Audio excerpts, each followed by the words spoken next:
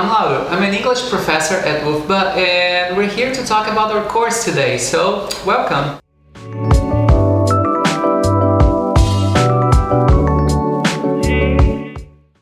Olá pessoal, tudo bem?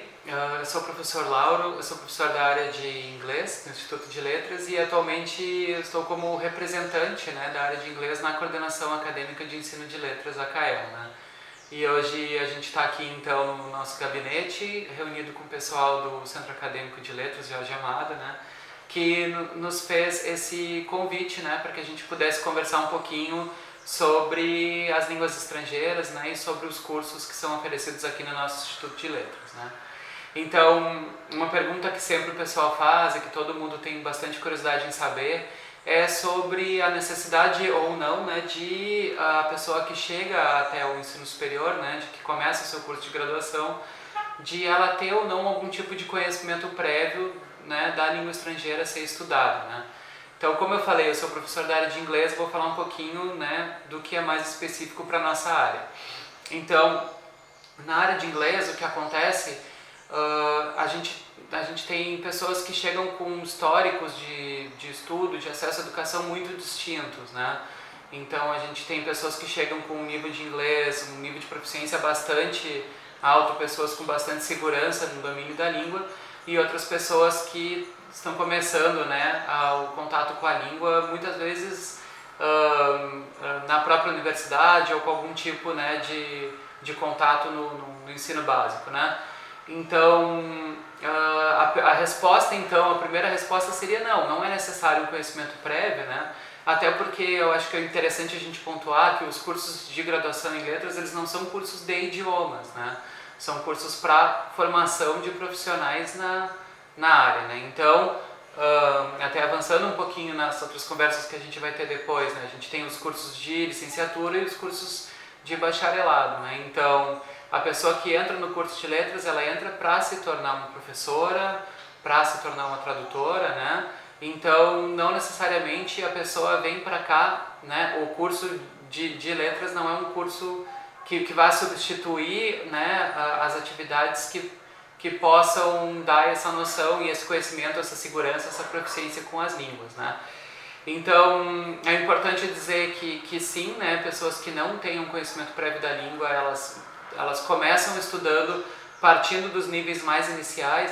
Então, o currículo do curso ele é pensado para que o aluno que entre no curso de letras, ele tenha esses contatos iniciais, com a língua, para somente depois, quando a gente chega em alguns componentes que são ministrados em língua inglesa com focos mais específicos, como os componentes de estágio, como os componentes de literatura, de linguística, de fonética, mais voltados para o inglês mesmo, já aconteçam depois de que o nosso corpo docente tenha passado justamente por esses níveis iniciais ou intermediários avançados, como nós temos atualmente ou como a gente vai ter em breve com as componentes de língua inglesa separados. Então, para quem já tem conhecimento de língua inglesa, para quem já respondendo, para quem já não tem, para quem já tem conhecimento em língua inglesa, é interessante que procure os colegiados logo que entre,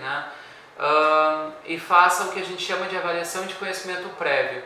O que é a avaliação de conhecimento prévio? É aquela pessoa que às vezes já estudou inglês ou que já tem um contato muito, muito forte, muito intenso, muito íntimo com a língua, pode fazer uma prova que pode validar então para alguns componentes que são cursados durante o semestre, ao longo da vida acadêmica, e em caso de aprovação, nessa avaliação que é feita por um comitê, feita por uma banca, então essa pessoa ela consegue validar e aí a nota dessa avaliação ela vai entrar para o histórico escolar desse aluno. Então é interessante logo que se entra no curso, para quem já tem um conhecimento prévio, que procure os colegiados também para realizar essa prova, porque assim já pode também adiantar outros, para cursar outros componentes que têm esses componentes de língua como pré-requisito. Então, em resumo, aceitamos gente com qualquer tipo de bagagem com a língua na área de inglês.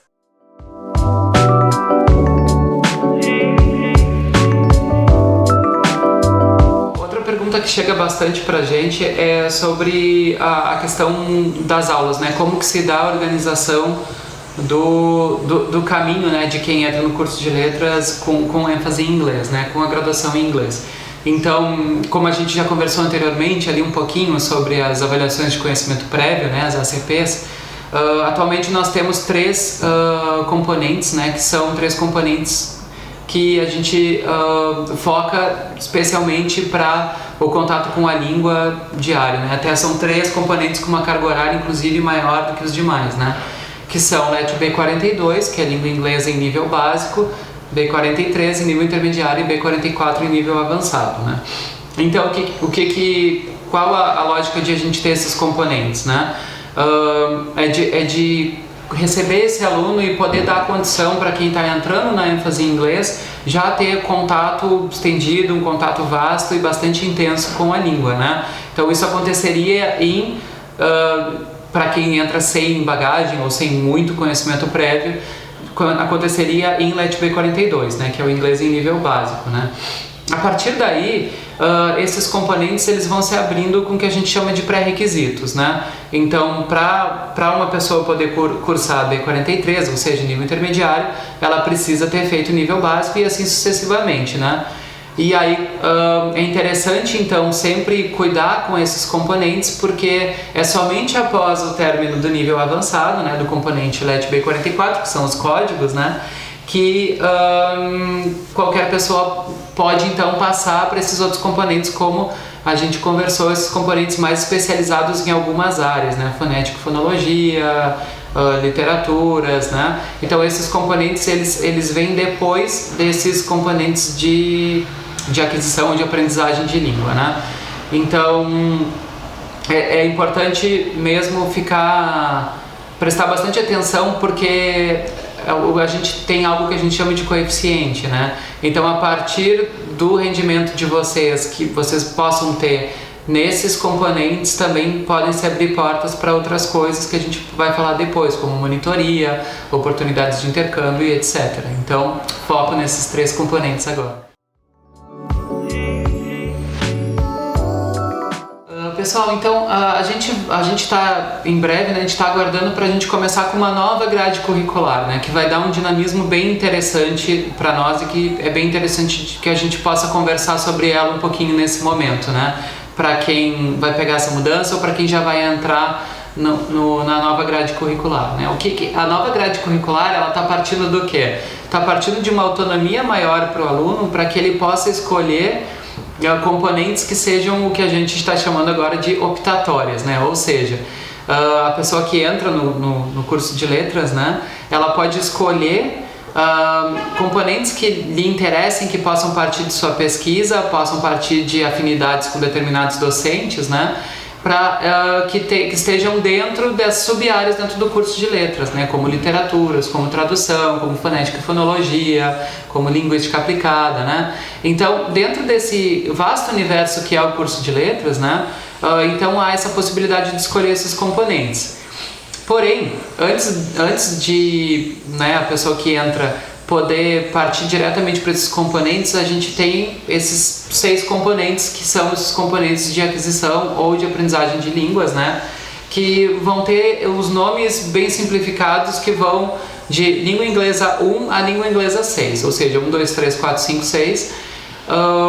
E a ideia por trás dessa mudança nos nomes, né, é de pensar o uso da linguagem como um processo mais dinâmico e que parta não necessariamente de uma escada em que a gente vai subindo e de que a gente vai passando de um nível básico para intermediário e avançado, nesse modelo um pouco mais normativo, mas justamente de pensar um contato mais estendido com a língua, né? E menos voltado para essa ideia um pouco, né, utilitarista de básico, intermediário e avançado. Então,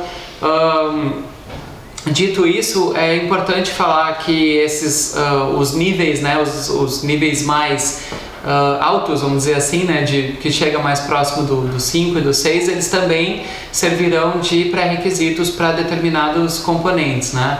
Então, uma dica que eu dou, né, para quem vai entrar agora já com esse modelo de currículo é já desde o início do curso pesquisar quais os docentes que trabalham com determinados componentes, que tipo de pesquisa, né, determinada pessoa está desenvolvendo dentro do instituto, porque isso vai partir muito da organização de cada aluna para organizar o seu próprio curso, né?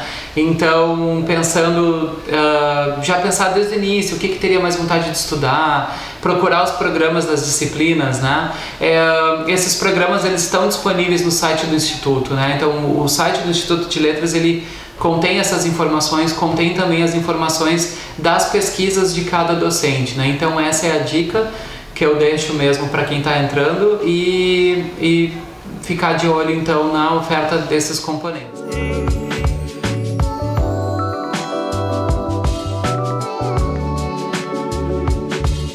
Então agora um outro assunto que é muito importante, né? A gente sempre fala do tripé que guia a ação universitária, né? Que é ensino, pesquisa e extensão, né?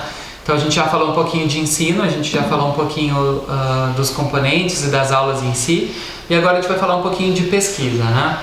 Então, falando especificamente da área de inglês, né, da área de língua inglesa do nosso Instituto de Letras, né, nós temos mais de 20 docentes na área, né? Então, o que isso significa? Isso significa que nós temos uma variedade imensa, né, de pesquisas sendo realizadas somente com docentes da área de língua inglesa, né? Então nós temos pessoas que trabalham com estudos literários, com tradução, com fonética e fonologia, às vezes com questões que nem estão diretamente ligadas à própria língua inglesa, né? Que entra como algo tangencial à própria pesquisa, né? Então, como eu falei anteriormente, né, a dica é sempre procurar saber o que os professores, o que as professoras de vocês estão pesquisando e o que vê até pelo que elas trazem para a aula, né, as discussões que são trazidas em aula, para pensar o que pode ser de mais interessante, o que pode ter de mais afinidade para as pesquisas de vocês, né? Uma dica importante para quem está começando a pesquisar é pensar em coisas que motivem vocês a estarem muito próximas assim do objeto de pesquisa, né? Então, o objeto de pesquisa é um objeto, né? Pode ser um livro, pode ser uma escritora, pode ser algum tipo de fenômeno linguístico, né? Algum tipo de mapeamento fonético, enfim, né? As possibilidades são amplas, né? Dentro da área. Mas pensar coisas que movam vocês e que sejam próximas e que despertem aquele sentimento de paixão e de proximidade pela pesquisa, né?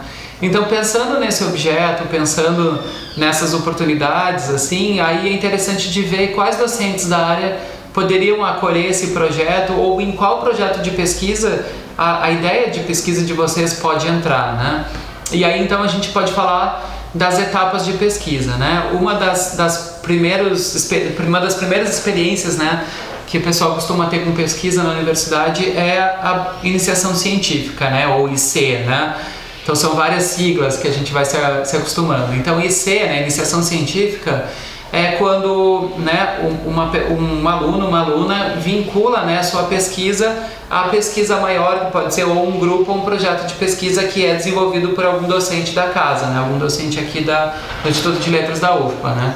Então, é interessante, de novo, sempre estar de olho no site da universidade, né, no site do Instituto de Letras mais especificamente, para que a gente possa acessar, né, o que os docentes estão pesquisando no momento, né, o que está acontecendo dentro do Instituto que possa ser do interesse de vocês para pesquisar, né? Então, a bolsa de iniciação científica, ela pode ser uma bolsa de fato remunerada quando há editais para isso, quando há disponibilidade de verba para isso, ou ela pode acontecer também de maneira voluntária, né? Ou seja, imagina que tu queira desenvolver algum tipo de pesquisa e que não está tendo bolsa, ou às vezes não pode assumir bolsa por questões de trabalho, ou questões quaisquer pessoais, e aí, no caso, tu falarias diretamente com a pessoa que está te orientando para trabalhar junto, né, o projeto de pesquisa, junto ao grupo de pesquisa docente na qual a tua pesquisa vai estar vinculada, né?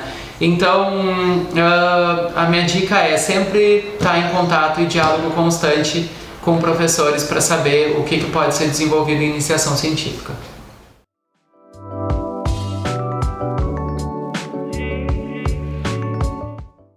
Bom, muito bem, pessoal. Então, o meu curso está chegando no final, minha graduação está terminando, estou fazendo os meus estágios docentes, estou fazendo meu TCC, a coisa está terminando e eu gostaria de seguir pesquisando, né? Eu gostaria, então, de seguir na carreira acadêmica, né? Então, o que eu posso fazer? Então, nós temos aqui no Instituto de Letras da UFBA 2 programas de pós-graduação vinculados, né, ao próprio Instituto, muito bem conceituados, né, que é o PPG, ou seja, o Programa de Pós-Graduação em Língua e Cultura e o Programa de Pós-Graduação em Literatura e Cultura, né. Então, como a gente está falando da área de inglês, né, nós temos professores da área em ambos os programas, né, tanto em Língua e Cultura quanto em Literatura e Cultura, né. Então, como funciona a pesquisa em pós-graduação, né?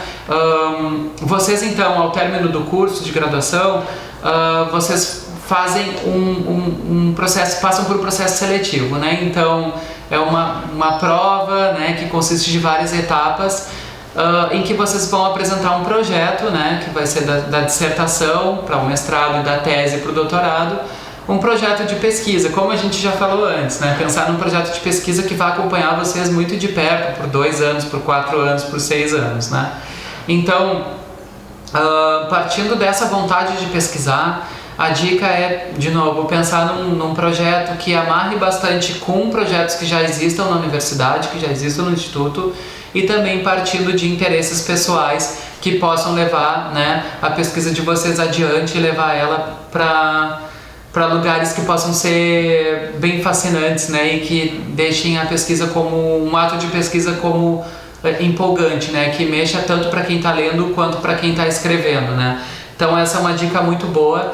A outra dica para mestrado e doutorado é procurar grupos de discussão, mesmo que não formais, né, porque muitas vezes quando a gente chega na pós-graduação, nós temos experiências muito solitárias, né, porque é uma experiência de escrita, uma experiência de pesquisa que no limite é uma experiência individual. Então procurar pessoas que tenham interesses em comum, procurar grupos de discussão, participar das aulas do pós ativamente, né? Todas essas dicas são muito boas, inclusive para questões de conforto, questões de saúde, que são bem importantes para esse momento de pós-graduação, né? Que a gente passa daquelas turmas enormes de 40 pessoas da graduação para às vezes turmas menores, para momentos de bastante trabalho individual, né? Então procurem grupos, procurem docentes, conversem com os orientadores de vocês, né? Não tenham vergonha de mandar e-mail, não tenham vergonha de enviar lembretes para os professores de vocês. Às vezes as pessoas estão sobrecarregadas de trabalho, então é muito importante que esse diálogo seja muito franco, né? Então é uma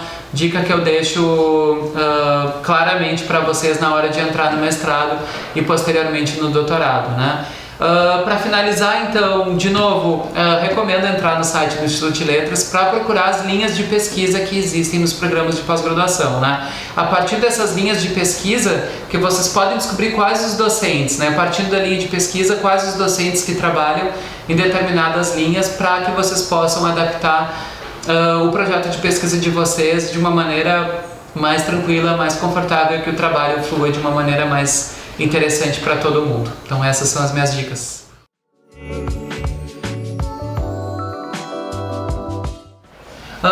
Então pessoal, nós já falamos de ensino, já falamos de pesquisa, agora um pouquinho sobre extensão, né? Para quem não conhece o que é a extensão universitária, a extensão universitária é justamente quando a universidade se estende para fora do campus, né? Então são várias as ações que a universidade desenvolve que trazem a comunidade externa para dentro da universidade e também que levam a universidade para fora aqui dos nossos muros do campus, né? Então, sempre, de novo, né, assim como a pesquisa, né, cada docente tem as suas ações, os seus projetos de extensão que são levados para fora, né? Então, é bem interessante de pensar já, também no site do ILUFBA, né, também no site do Instituto de Letras, quais os projetos de extensão que estão sendo feitos, né? Esses projetos, eles podem variar, assim, também, de maneira extremamente diversa, né? Então a gente pode ter cursos sobre, vamos supor, cursos sobre determinada escritora. A gente pode ter aulas de inglês que aconteçam numa praça pública num sábado à tarde.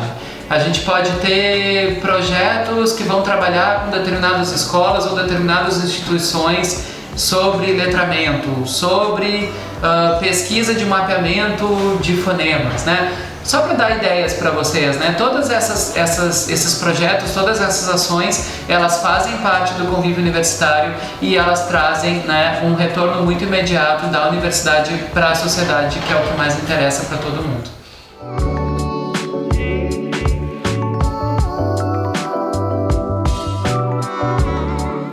Coisa, pessoal, que chega muito para nós docentes das áreas de línguas estrangeiras são perguntas que têm a ver com oportunidades de estudo no exterior, né? Então a gente sabe, né, quem já está fazendo, né, um curso em língua estrangeira já normalmente tem esse desejo, né, de poder ter essa vivência com a língua, né, em locais onde a língua corre, né, como fala nativo ou fala de fato, né?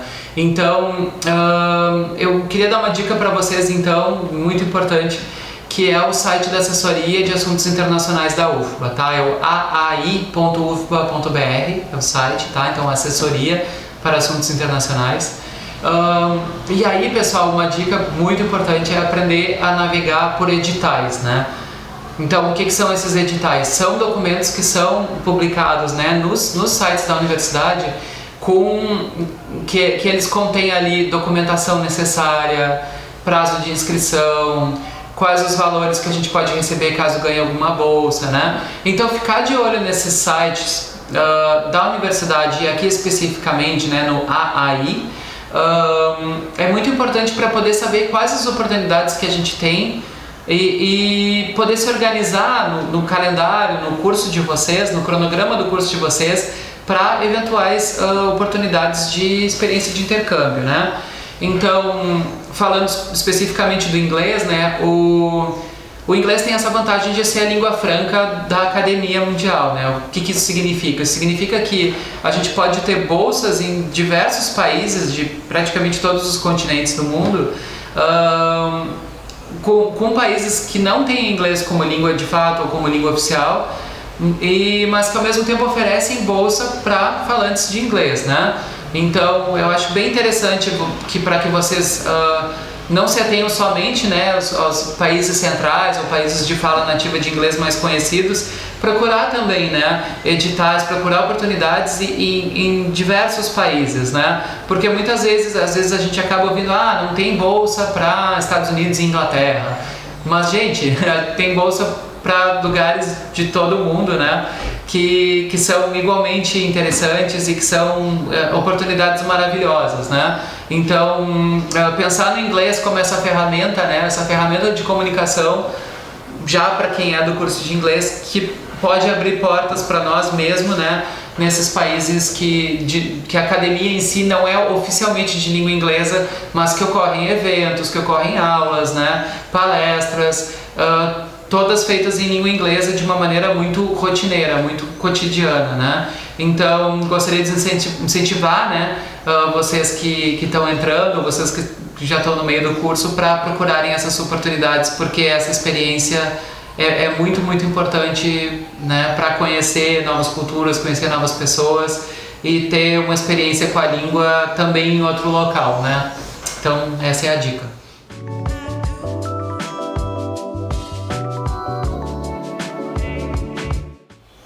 Pensando então no que é essa habilitação, né, em língua inglesa, para que caminhos profissionais, né, essa habilitação pode nos levar, né? Então, como a gente já comentou anteriormente, né, a gente tem dois tipos de habilitação, a licenciatura e o bacharelado, né? A licenciatura, então, ela forma profissionais docentes, né? Então, o que isso significa? Significa que a pessoa que é formada em letras, né, um profissional de letras, ela está habilitada a dar aula de inglês, né? No caso de inglês, a gente falando aqui, né? Então, ela pode dar aula em escolas, né? Ela pode fazer concursos, né? Ela pode trabalhar em nível fundamental, em nível médio.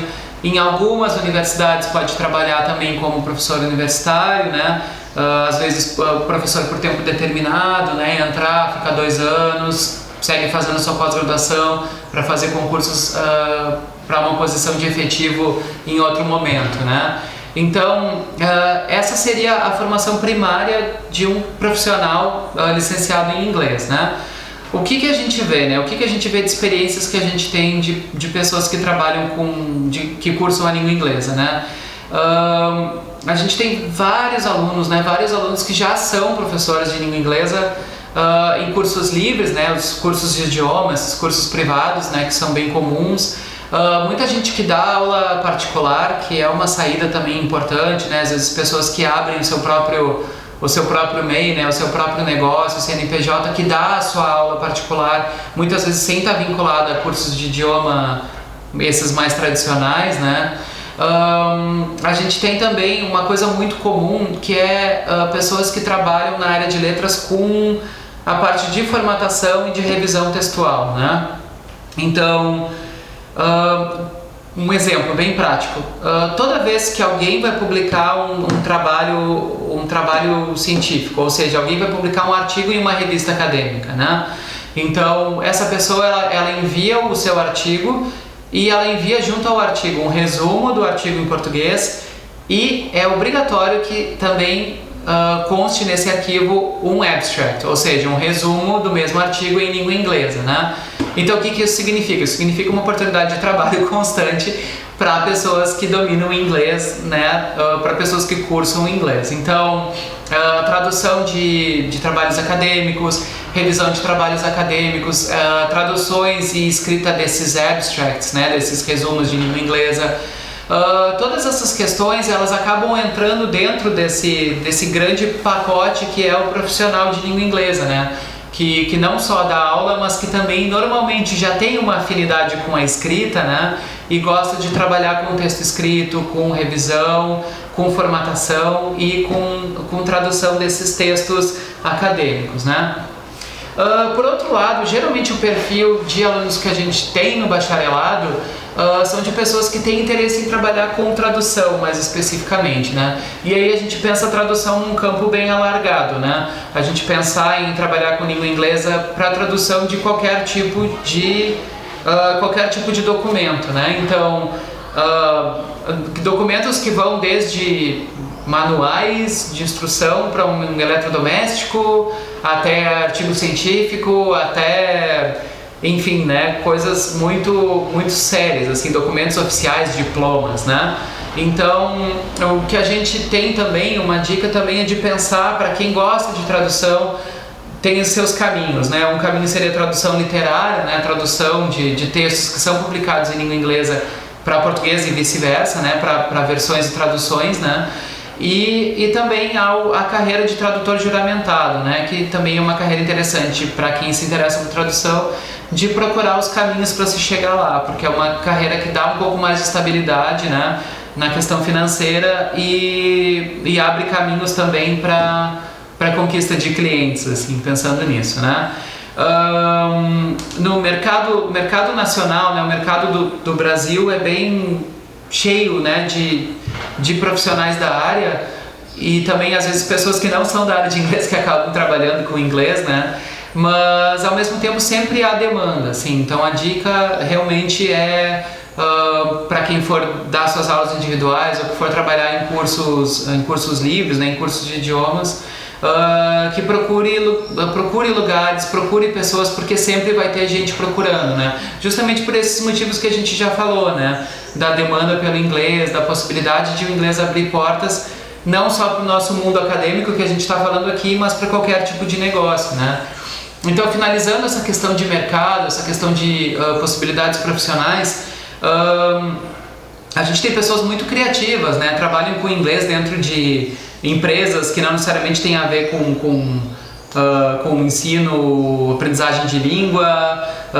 Tem muita gente que dá curso dentro de empresas, no mundo corporativo. Tem pessoas que trabalham, né? Que é interessante trabalhar com voluntariado, trabalhar com ações sociais também vinculadas ao trato da língua, né? Ao ensino da língua, né? Porque aprender uma língua é, né, um instrumento de poder e um instrumento de possibilidades, né? Então, há saídas muito criativas, né, para se pensar o que a gente pode fazer com essa ferramenta tão poderosa que é a língua inglesa. Então, é um convite também a pensar, né, pensar em interesses e pensar em possibilidades.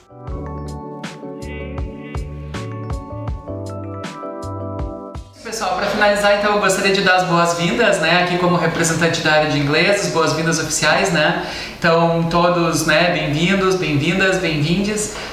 O nosso curso, ele conta com um corpo docente muito variado, né, então eu tenho certeza, né, de que quem está nos ouvindo vai achar alguma coisa que vai ser uma coisa legal e que vai ter vontade de pesquisar, vai ter vontade de trabalhar com a gente aqui na nossa universidade e no nosso curso de inglês. Então, welcome!